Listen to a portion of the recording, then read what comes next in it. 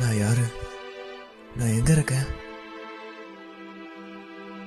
பண்றதெல்லாம் பண்ணிட்டு ஒன்னும் தெரியாத பப்பா மாதிரி முழிக்கிறான் பாரு. நைனா, ஆத்தா, எப்பரா இருக்க மௌனே? நம்ம கிளான்காரங்களும் மேல சம பாஸ்தல இருக்கானுங்க. உன் நைனா அவளை கூட உன்னை காப்பாற்ற முடியாது. யாரா அந்த பையன்?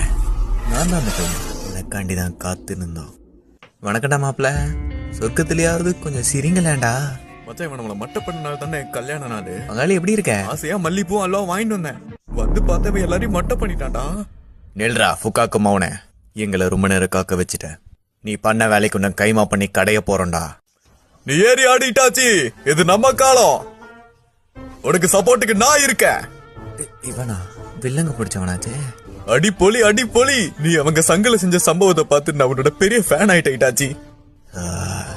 இந்த ஆளு திருந்தவே மாட்டான் போல. நான் முன்ன சொன்ன மாதிரி தக்காளி எப்படி முளைச்சதுங்கிறதுலாம் முக்கியம் இல்ல, சமைச்சோமா சாப்பிட்டோமான்னு இருக்கணும். சரி, உன்னோட மௌனை விட்டுறோம். அதுக்குன்னு மழுப்புறங்கிற பேர்ல மண்ணை சுட்டு ஏத்திட்டு இருக்காது, சரியா? இப்ப இதுக்கு யாரு பொறுப்பேத்துக்கிறது?